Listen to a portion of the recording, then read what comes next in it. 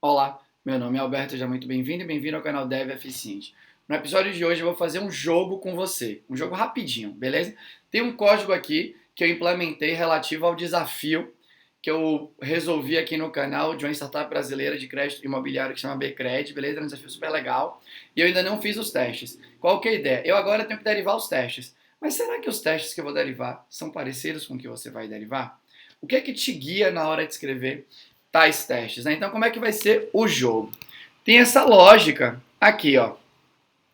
Recebo o mínimo e o máximo, e o valor do empréstimo tem que ser maior do que o mínimo e tem que ser menor do que o máximo. É uma lógica de entre, beleza? Quais são os testes que você faria aqui, né? Quantos testes você faria e com quais valores, por exemplo, você faria? Beleza? Qual que é a brincadeira? Você vai dar um pause nesse vídeo agora, vai escrever os seus testes, vai voltar aqui para o vídeo e vai verificar, né, se os testes que eu vou escrever vão ser iguais aos que você... Iguais que eu digo, vão seguir o mesmo padrão dos que você vai escrever, beleza? Quando eu bato o olho aqui, eu já consigo imaginar quantos testes eu vou fazer e quais são os possíveis valores que eu vou trabalhar. E eu quero, né, fazer essa brincadeira para a gente testar como é que está aí, né, o seu sistema de testes, o que é que te influencia versus o que me influencia. Eu acho que é um exercício legal aqui, beleza? Então, dá o pause, vai lá escrever, enquanto isso eu vou falar aqui, né, explicar tudo que eu quero fazer, e quando você tirar o pause, você vai ver essa explicação, beleza? Então, continuando.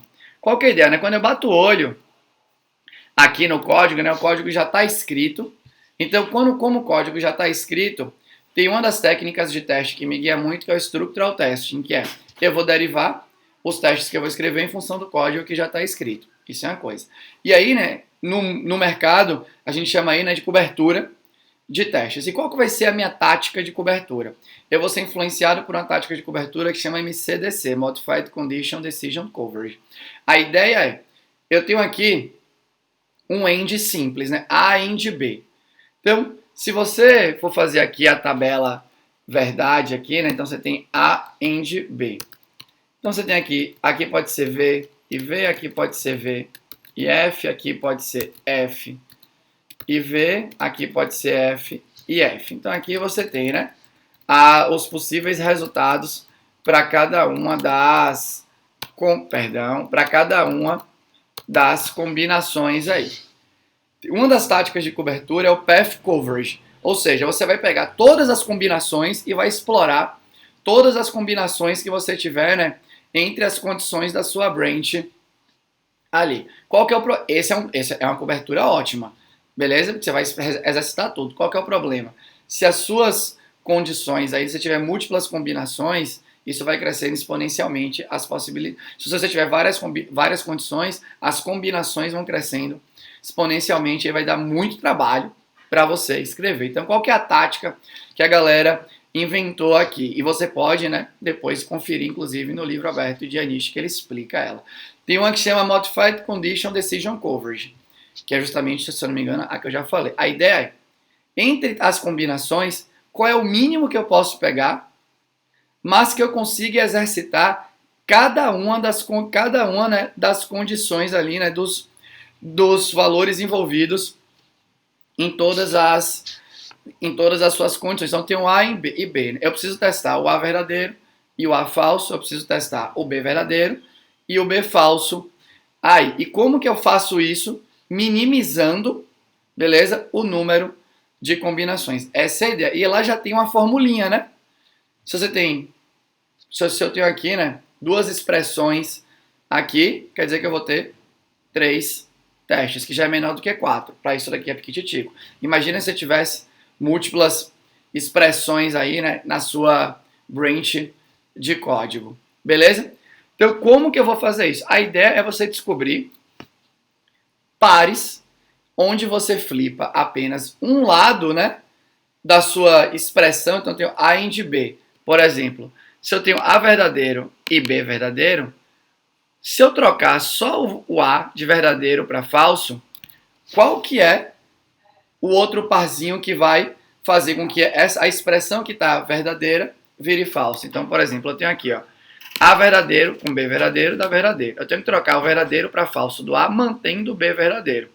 Então aqui, ó, Considera que essa aqui é a primeira, essa daqui é a segunda, essa daqui é a terceira, essa daqui é a quarta. Então, o 2, aqui, né, o A continuou verdadeiro. Mas o 3 eu troquei o A para F e o B continuou verdadeiro. E a expressão, ó, resolveu para false. Então, quer dizer que eu tenho aqui, ó, um parzinho, que é 1 e 3. Isso já rolou. Aí agora, eu poderia vir aqui, ó, pego aqui de novo, né? A verdadeiro, B falso. Eu sei que é o resultado dá falso. Será que eu consigo flipar aqui esse A e o resultado muda? Óbvio que não, beleza? Então, agora a gente vai voltar, nenhuma dos flips aqui, além do primeiro com o terceiro, mudaria. Agora eu vou olhar o B.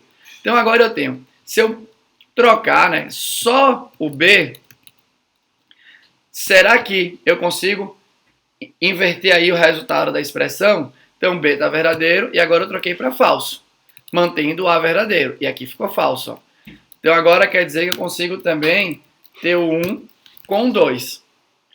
Se você olhar agora, qual que é a brincadeira? Aqui, né?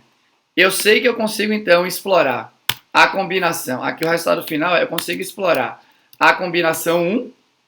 Eu sei que 1 com 3 funciona e 1 com 2 funciona. Então 1 é a interseção dos dois grupos aqui. Então eu vou pegar esse, né, para minimizar.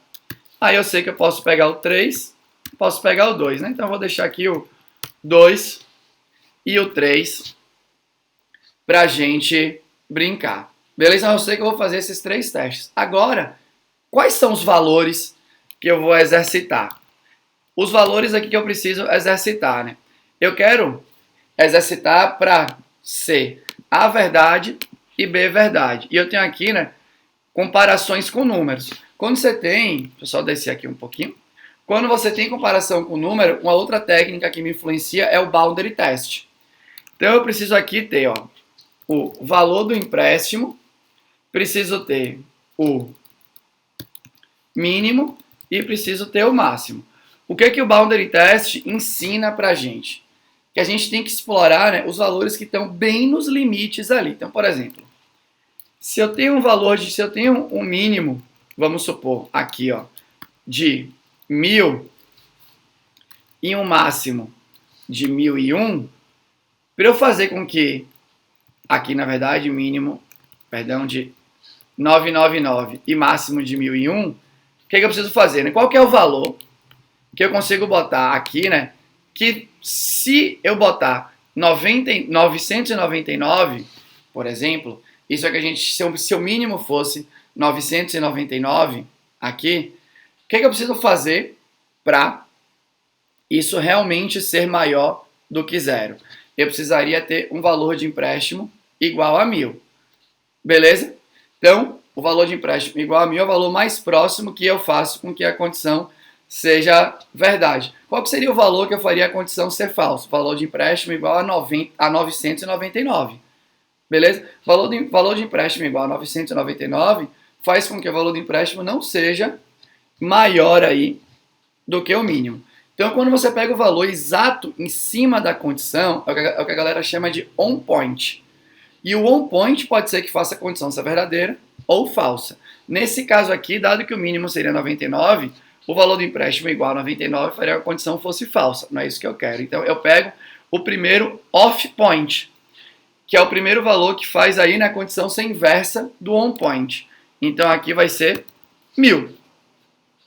Então, eu tenho aqui 1000 é maior do que 999 e 1000 é menor do que 1001.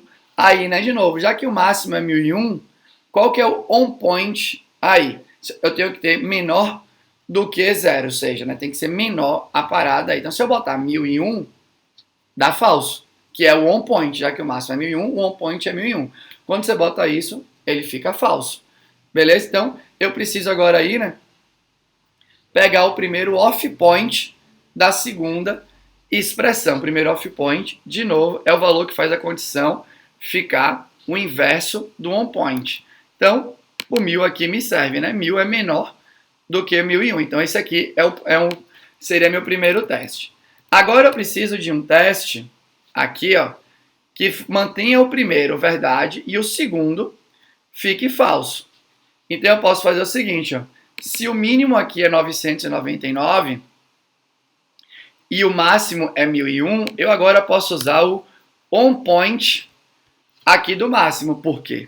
Porque eu sei que em relação a 999, 1001 aqui, né, é algum dos off points aí, beleza? Então, 1001 vai fazer com que a expressão, né, o compare to com o mínimo, seja maior do que zero, só que o 1001 é o on point do compare to com o máximo, e 1001 não é menor do que 1001, isso daqui deveria, né, dar falso. Então, aqui deveria dar verdade, aqui deveria dar falso. Você vai agora para o último aqui, né? Eu vou vir aqui e eu preciso agora ter um F e verdade. Se o mínimo, por exemplo, é 99, eu agora posso usar esse onPoint de 99. E o máximo aqui, nesse caso específico, o máximo não faz muita diferença, que ele não vai cair, né? Não vai entrar ali, mas vai ser, para fazer o segundo valor ser verdade, o 99 ele é menor, beleza? Então ele tá dentro dos off points aí, né? Off points, se eu não me engano, né? Que chama ou out points, né? É out points que chama, né? Quando são os inversos aí todos os valores que são inverso do on point. Então, o 999 ele é menor do que o 1001, beleza? Então ele está fora, né? Dado que o primeiro valor que faz essa condição em ser falso seria 1099 centavos ou algo do gênero. Então, você pega assim, como é um valor decimal, difícil dizer qual é o valor. Você poderia pegar, né, quantas casas decimais você quisesse. Beleza? Então aqui eu faço com... Só que 999, ele é o onPoint do mínimo. Ou seja, nesse caso, o onPoint deixa a condição falsa. Então aqui seriam os valores que eu testaria, quais foram as técnicas que me guiaram MCDC e Boundary Test. Eu tentei, né, usar as expressões que são utilizadas na literatura e tá, mas basicamente você quer buscar os valores que fiquem em cima da expressão e os mais próximos que fazem aquela expressão ser verdade e ser falsa. Beleza? Então vamos testar agora aqui, né, dado que esses são os valores, aí eu posso vir aqui agora e usar o próprio JUnit aqui, ó, para me ajudar. Então eu venho aqui, crio um parameterizer de teste e vou utilizar aqui os valores. Ó. Então, eu tenho um empréstimo de 1000 para o primeiro, mínimo de 999, máximo de 1001, resultado tem que ser true. Aí agora, eu tenho o empréstimo de, o empréstimo de 1001, máximo de 1001, resultado tem que ser falso. E agora eu tenho o empréstimo de 999, mínimo de 999, máximo de 1001, e aqui tem que ser falso. Basicamente é isso. Então se eu vier aqui agora, né, e rodar aqui os testes, vai rodar aqui rapidinho, beleza? Calminha. Ai, né? Demorou um tiquinho aqui. Mas agora vai rodar, ó. E aí eu fiz o exercício. Óbvio que agora, uma vez que você navegou pelos valores de borda e você fez as combinações, dado por exemplo, se você estivesse utilizando o MCDC, aqui eram os pares de combinação que fariam sentido, por exemplo. Dado que você usou essas duas técnicas, o seu teste não seria muito diferente do meu. Ele teria 3 testes, beleza? E você usaria nesses valores que ficam bem em cima aí das bordinhas para conseguir exercitar o seu código. Como é que ficou o seu teste? Será que ficou parecido com esse? Beleza? Então esse era o jogo do vídeo de hoje, tá bom? Eu espero que... Por que eu fiz esse vídeo? Porque, de novo, a minha energia aqui no canal Dev Eficiente, a minha energia, né, quando eu olho para engenharia de software, pelo olhar da qualidade, que é o que mais me interessa hoje em dia, quando eu penso que dá para a gente fazer software que seja mais manutenível a médio e longo prazo, eu acho que a gente na nossa indústria carece bastante de sistematização. Existe um sistema que é melhor do que o outro? O tempo vai dizer. Mas dentro da sua equipe, é importante, na minha opinião, que você busque sistematização, tanto para o código de produção, para a escrita do código de produção, quanto para a escrita do código de teste, porque assim você facilita a chegada de novas pessoas, todo mundo consegue saber, né? Putz, beleza, essa aqui são as técnicas de testes que estão guiando essa equipe. Se são essas técnicas, eu vou bater o olho no código e vai ficar muito nítido para mim, geralmente, né? Pode ser que me dê esforço para derivar, mas eu sei qual é o caminho para verificar, né? Para tentar exercitar aquele código de modo a revelar bugs antes que eles cheguem em produção. E volto a falar, escrever um código de teste com qualidade, hoje em dia, 2021, fevereiro, é mais fácil do que você escrever um código de produção de qualidade. Código de produção de qualidade e sistematização, a gente ainda está buscando, é a minha tese hoje em dia de design de código, que é o CDD, beleza? Mas pro lado dos testes, já tem muita coisa que foi explorada, muita linha que você pode seguir, e na minha opinião, se você não está seguindo alguma combinação de técnicas aí para guiar a sua equipe, você está gastando energia provavelmente maior do que você poderia e fazendo com que os testes sejam piores do que poderiam ser. Beleza?